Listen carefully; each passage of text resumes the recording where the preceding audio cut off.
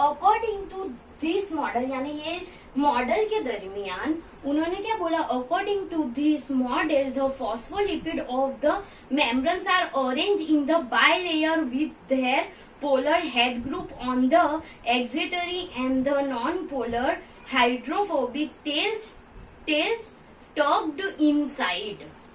यानी ये जो जब इन्होंने ये मॉडल दिया तो उसके अंदर इन्होंने बताया कि जो भी सेल के बाय लेयर के अंदर दो लेयर है, क्या है, दो लेयर है, उसके अंदर इन्होंने क्या पाया गया, According to this model, phospholipid of the membranes are the arrangement of the bilayer।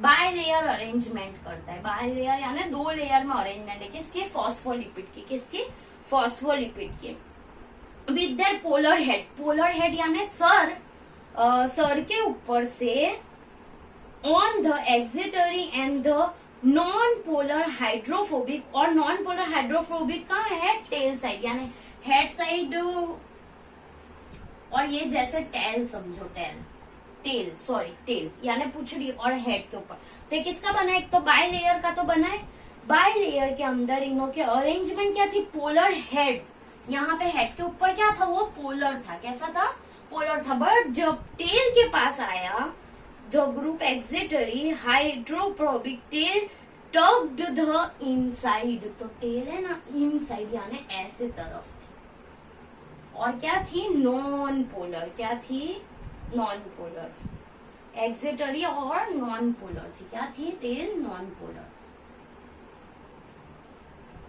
अंदर तरफ झुकी हुई थी, यानी टेल ऐसे गई थी, ऐसे अंदर तरफ झुकी हुई थी। तो जब भी फॉस्फोलिपिड के अरेंजमेंट ये मॉडल के दरमियान कैसे थी, पोलर हेड के ऊपर पोलर था, बाय लेयर की अरेंजमेंट थी, बाय लेयर फॉस्फोलिपिड के कैसा था, बाय लेयर था और पोलर थी, और नीचे साइड टेल्स थोड़ी अंदर तरफ झुकी हुई थी जो नॉन पोलर थी। The difference protein of the membranes are the disappear within the phospholipid bilayer। और जो भी प्रोटीन था ना, जब भी ये फॉस्फोलिपिड बाइलेयर में आता था ना, तो वो प्रोटीन क्या हो जाता था, गायब हो जाता था, ये वाला प्रोटीन, और फॉस्फोलिपिड किस में आ जाता था, बाइलेयर में, जो ऊपर हेड तरफ पोलर था और टेल तरफ नॉन पोलर था, तब प्रोटीन क्या हो जाता था, एब्सेंट हो जाता, मतलब दिखता ही नहीं था, वो गायब हो जाता था।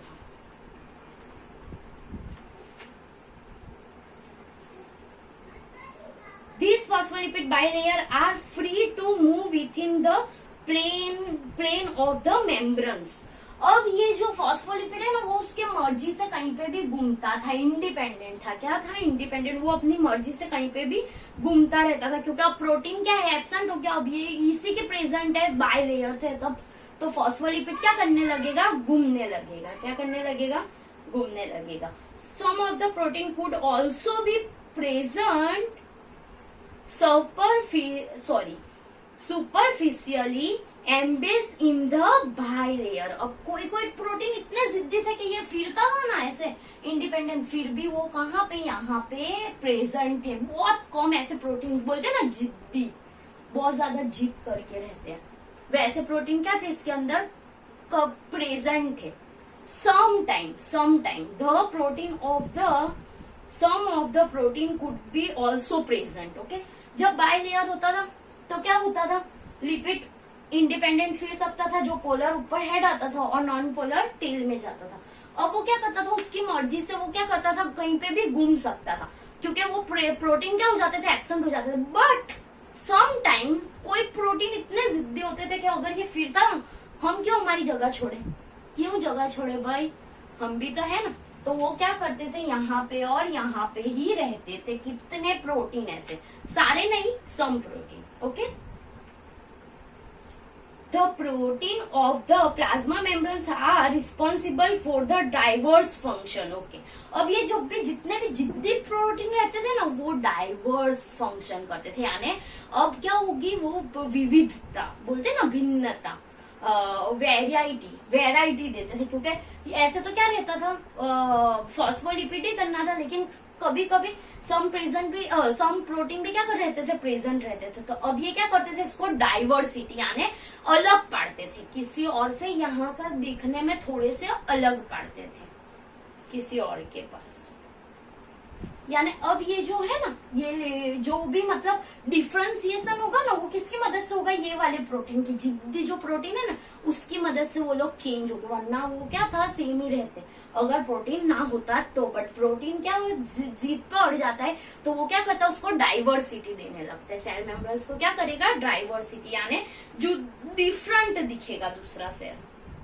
सच a selective transport, cell region, cell communication, cell response and mortality.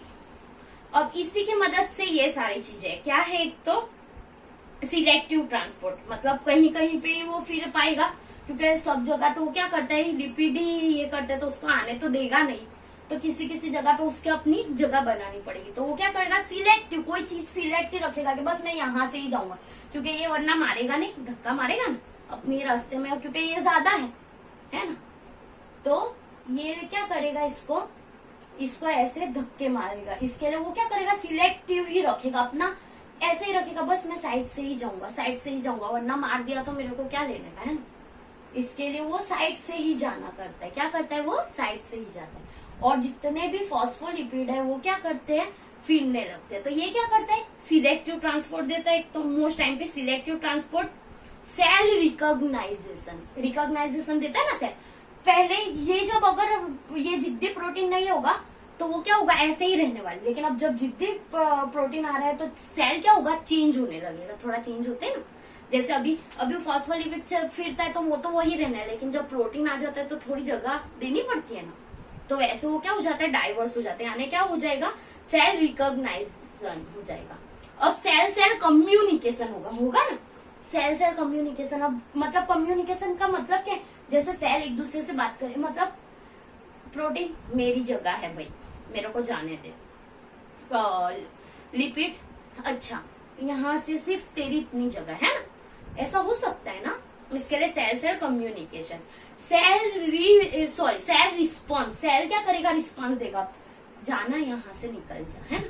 तो वो क्या हो गया, अलग अलग, ये सब किसकी मदद से होता है, प्रोटीन के लिए, ये प्रोटीन की वजह से ये सारा चीज होती है। और मोर्टालिटी यानी अलगपना, ये होता है ना, उसकी थिकनेस चेंज होती है, ये होती है, तो वो सब भी क्या होता है, इसी की मदद से होता है। यानी कौन जवाबदार है उसके लिए, protein, not lipid, okay, protein. कौन सा, जिद्दी वाला प्रोटीन।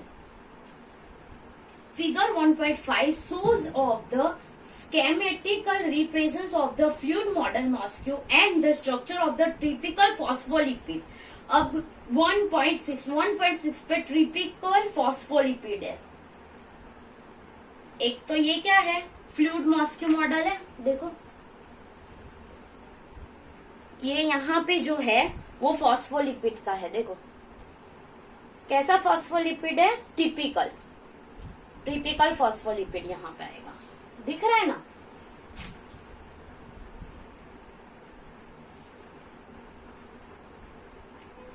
ये आप लोगों को याद करना पड़ेगा।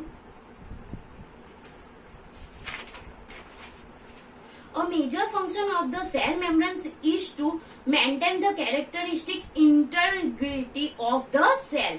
अब मेन फंक्शन क्या है इसका, सेल की थिकनेस, इंटरग्रिटी क्या करे, वो डेवलप करके रखे, कौन, सेल मेम्ब्रेन्स, ताकि बाहर का जो भी इन्वायरमेंट का कोई भी चीज आके इसको ब्रेक ना कर पाए। इसके लिए इसका मेन फंक्शन तो क्या है, सेल को प्रोटेक्ट करना और उसको मतलब पूरा रखना, भरा हुआ, उसको मतलब ऐसे रखना कि वो किसी और के साथ इंटरेक्ट ना हो पाए और डैमेज ना हो पाए। Selective barrier between the cell and the its surrounding, ये हो गया। It regulate the movements of the various molecules into the out of the cell. और कितने ज्यादा जो हार्मफुल है उसके लिए वो क्या कर सके, यहाँ से उसको बाहर निकाल सके, वो क्या होता है, सेल मेम्ब्रेन। या तो उसके सामने जैसे बॉडी के अपने अगेंस्ट कभी भी अपनों को बीमार हो जाते तो WBC होता है ना, श्वेत कण बोलते हैं उसको, व्हाइट ब्लड सेल, वो क्या करता है, अपनों को प्रोटेक्ट करता है जर्म्स के अगेंस्ट। तो ये भी क्या करता है, सेल मेम्ब्रेन के भी क्या करना चाहिए, जो बहुत ज्यादा उसको तकलीफ दे रहा है उसको क्या कर देना चाहिए, आउट कर देना चाहिए, वो इसका काम है, मेन काम। For this purpose, the cell membrane is endowed with the various transport process. अब बहुत ज्यादा अलग अलग ट्रांसपोर्ट प्रोसेस होते हैं, मतलब यहाँ से अंदर आने ना देना उसको, यहाँ से जो नुकसान करता है उसको बाहर निकालना, उसके लिए अलग अलग ट्रांसपोर्ट है. In general, non-polar molecules are transported more readily across the membranes than the polar of the charged molecules. Non-polar क्या होते हैं?